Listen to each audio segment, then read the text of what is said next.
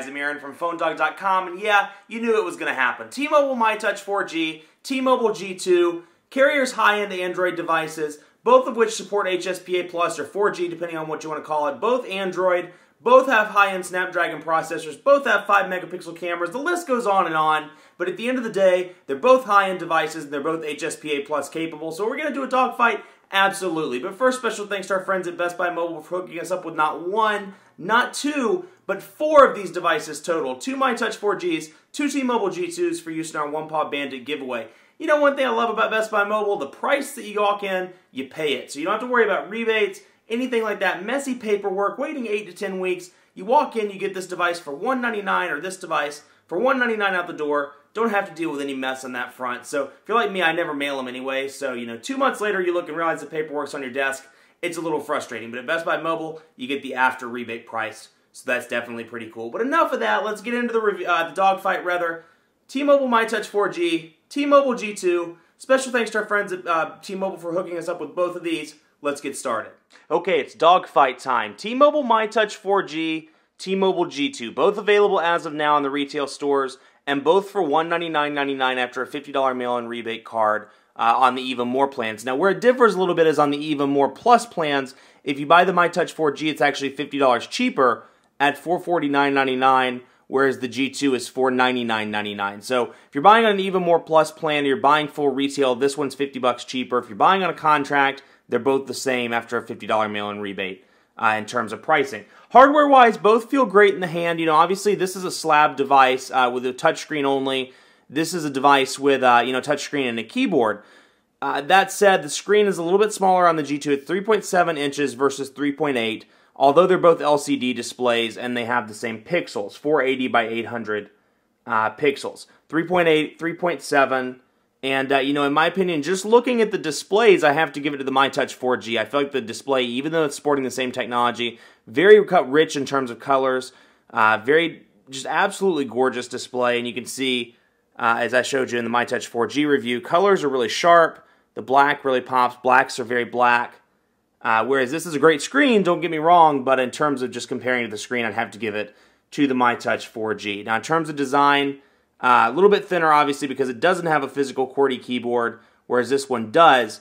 But in terms of weight, you're looking at about 6.5 ounces on the G2 and 5 ounces on the myTouch 4G. So a little bit smaller here, a little bit lighter weight, rather, on the myTouch 4G front. That said, it doesn't have the physical QWERTY, so that's a positive in the G2 camp. Now, in terms of dimensions, very similar in terms of height and in terms of width. Where you'll notice the difference is when you put them side by side on the ground.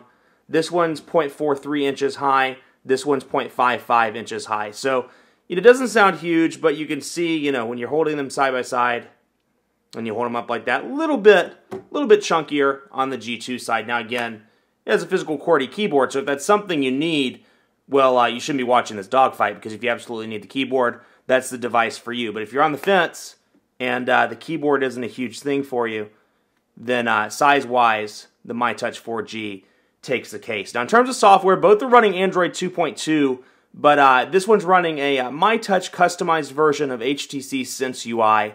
This one's running, for the most part, vanilla Android. So, this one has a 1 gigahertz next-generation Snapdragon processor.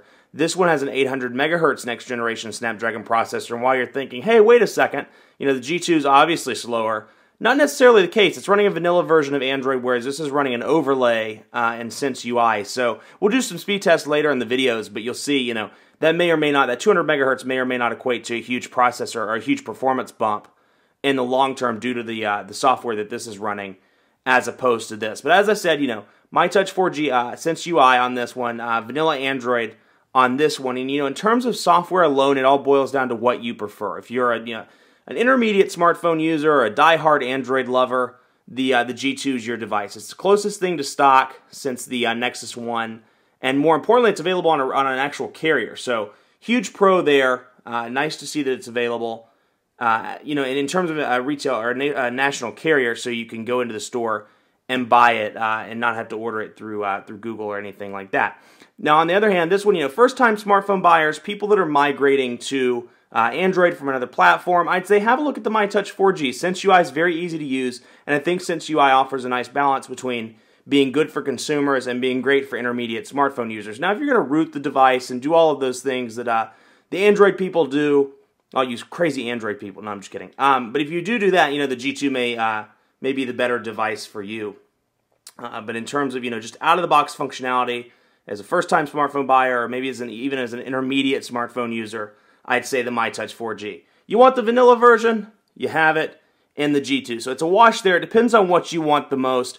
For me, I like Sense UI, so I would probably, just on software alone, I'd probably go with the myTouch 4G. That said, there's nothing wrong with the vanilla version of Android 2.2. It's all personal preference. So, kind of a wash there. Can't really give it one way or the other. It all depends on what you use it for in terms of software. So let's talk a little bit more about hardware. One of those frustrations I usually have in a dogfight or anytime I'm comparing two devices, one feels great in the hand and the other one's kind of plasticky, kind of cheap feeling. Not the case with either one of these devices. Both are fantastic, both have a nice metal feel to them, and both have metal battery doors. Props to the G2 for having the metal battery cover switch, which I can flip and it pops the battery off. So very easy to remove, don't have to worry about prying it off.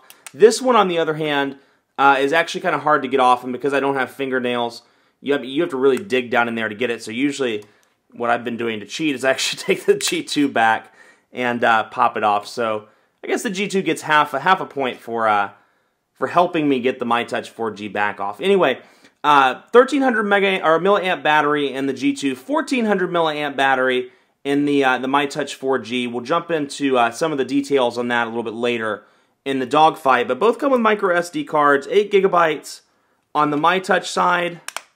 Pop that back in. And then on the G2 side, which it's under the battery, so you actually have to turn the device off to get it, 8 gigabytes as well. So it's down there underneath the battery, and we'll power this back on. Now, go a little bit more in depth. On the left side, you have your volume rocker on both devices, micro USB charging port, again on the left on both devices. And on the myTouch 4G, you have some sort of connector prongs here on the side, which I'm assuming are for a dock or dock or some other accessory in the future, or a group of accessories in the future. Now on the right side, camera shortcut button, same thing on the G2, and then 3.5mm headphone jack on the top, power button just flipped around. So in terms of design, when you look at it from that perspective, very similar. Both have 5 megapixel cameras that are capable of shooting video at 720p, and the real difference in the hardware front comes on the myTouch 4G's inclusion of a front-facing front-facing camera rather. So you can take self-portraits of yourself. When you want to send that picture of yourself, flexing your muscles to your girlfriend, you can do it without having to flip the device around and look in a mirror. So that's a nice touch. Not saying I've done that before, but that's a nice touch there. And it's good for video chat, quick as pre-installed on the myTouch 4G. So you get that out of the box, and you can use that whether you're on HSPA Plus or whether you're on HSPA. Or any of that. Now, I'm assuming it would get pretty grainy if you tried to operate it on Edge, but you get the idea there. So hardware both feel great and look great to boot. Now, just to jump into some of the software stuff, let's talk about keyboards, for example, first. You'll notice right out of the box, before I jump into that, you'll see the menus are very different. On this one, myTouch has always been about personalization. I know I jump around a lot, but I'll get back to the keyboard in a second. myTouch is all about personalization. When you get this device out of the box, they want you to personalize it to make it use. So to that end, they have themes on this device, some different wallpaper options, and what's called My Modes, which allows you to transition between work and play and some of the other things you do on a regular basis. So if you set your device up for work mode, when you get home or when you're on the weekends, you can change it to personal mode, and that'll custom change everything for you. So let's jump into the settings real quick to show you that. And you can see My Modes actually in the menu there. So that's where you can change it from standard, kid zone. If you have your kids that are playing with the device, it disables access to messaging and some of the network connectivity stuff. Home and work, so you can apply those. But what I really want to show you are the settings, or the themes rather. You can go up to personalize, and you can see I've expanded the home screen. Out of the box, you get 5 home screens rather. You can expand it to 7. Which is the typical Sense UI number. Once you expand it to 7, you can't go back without a factory reset. But let's have a look at the themes, and you can see here, you can choose one of the 7 themes. I think I'm on Carrera right now, but you can go through Downtown, Graffiti, Red Rock, Ruby, Safari, Wildflower, etc., etc. So, let's say you're really feeling a downtown vibe.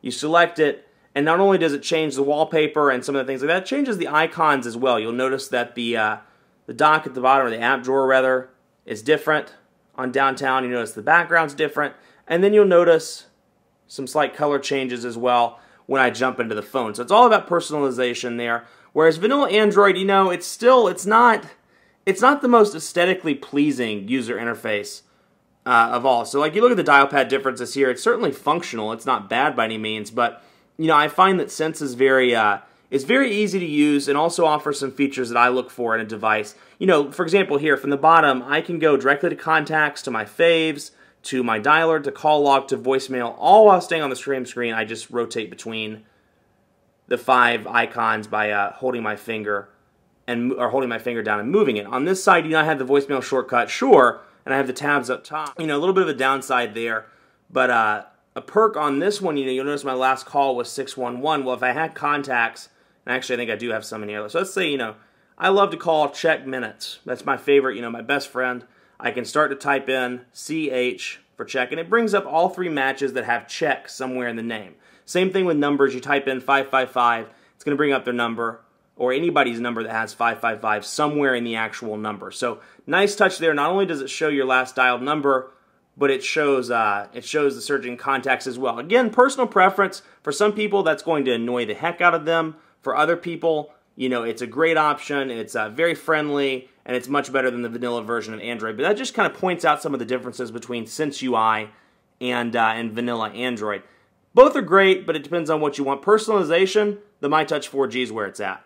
Vanilla experience and a little bit more techie appearance, the G2 is where it's at. Now, both have live wallpapers, so, it's not to say that the G2 is completely void of personalization. You can change the ringtones, you can change the wallpapers, and you can do some things like that. But that said, the theme options, things like that, are only available in the myTouch 4G.